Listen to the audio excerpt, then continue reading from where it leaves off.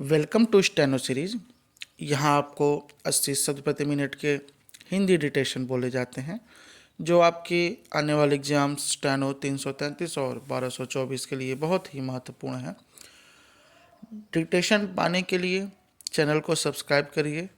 Dictation अच्छी लगे तो उसे ज़रूर लाइक करिए। डिक्टेशन स्टार्ट होगी 5 सेकंड बाद। स्टार्ट।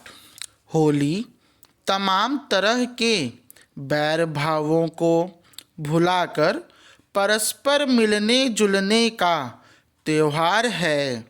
संदेह नहीं कि होली की प्रासंगिकता समय के साथ बढ़ती जा रही है, क्योंकि हम अपने चारों ओर वैर भाव को बढ़ते देख रहे हैं। हम यह भी महसूस कर रहे हैं कि परस्पर मिलना जुलना घट रहा है।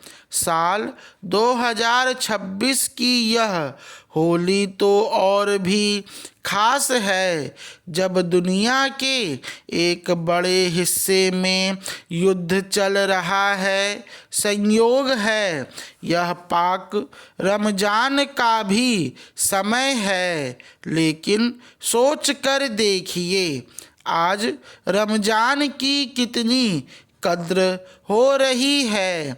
अफसोस आज रमजान की उतनी ही कद्र रह बची है जितनी होली की।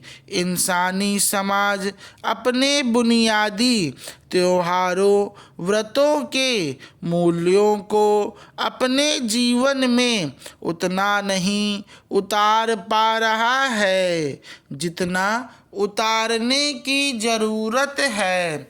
दुनिया के संदर्भ में यह चिंता की बात है कि अनेक देशों और समाजों में इंसानियत की चिंता समय के साथ घटती चली जा रही है। आज दुनिया के उन देशों के बारे में सोच कर देखिए जहां बम बरस रहे हैं, जहां जिंदगी पर खतरे के बादल मंडरा रहे हैं। वहाँ कैसा त्योहार, कैसा व्रत उपवास।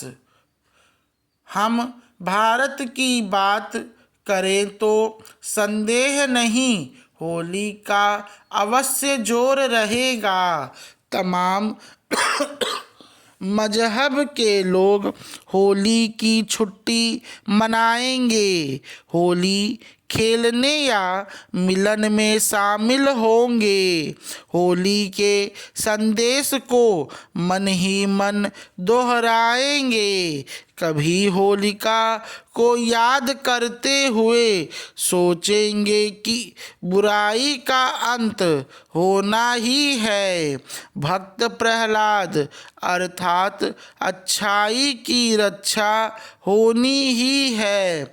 बेशक भारत दुनिया में एक बेहतरीन मिसाल है, क्योंकि यहाँ तमाम उत्सव बहुत चाव से मनाए जाते हैं।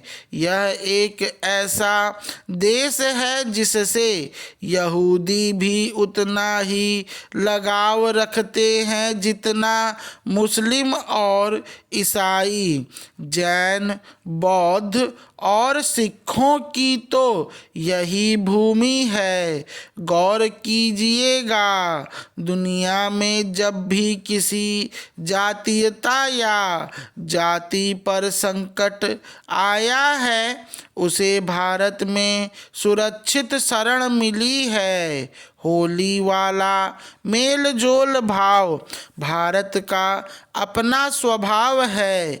ईस्वी सन 52 में जब ईसा मसीह के पट शिष्यों को दुनिया के अन्य मुल्कों में नफरत से वशीभूत सूली पर चढ़ाया जा रहा था, तब उनके एक पट शिष्य सेंट थॉमस को भारत में बहुत प्यार से शरण मिली थी। उन्होंने यहाँ राजा की सहायता से त्रिशूल केरल में चर्च की स्थापना की। जब पैगंबर मोहम्मद साहब जीवित थे तब ईस्वी सन 629 में मलिक इब्न दिनार को भारत में न केवल शरण मिली, त्रिशूल जिले में ही हिंदू राजा ने पहली मस्जिद का निर्माण करवाया। पारसियों का देश जब छूटा तब वह अपनी पहचान की लौ अपनी हथेलियों से ढके हुए भारत की ही आए। दुनिया में अनेक देशों में यहूदियों का जीवन खतरे में पड़ा, तब भारत में ही उन्हें सबसे सुरक्षित शरण मिली। भारत ने अपने मेल जोल भाव से ही सबको अपनाया। यह जो मेल जोल वाला भारत है, इसी पर हमें अटूट गर्व है। इसी गर्व से भारत में मन को मजबूती हासिल होती रही है। स्टॉप। ये डिक्टेशन 480 शब्द की थी, जो कि 6 मिनट की थी।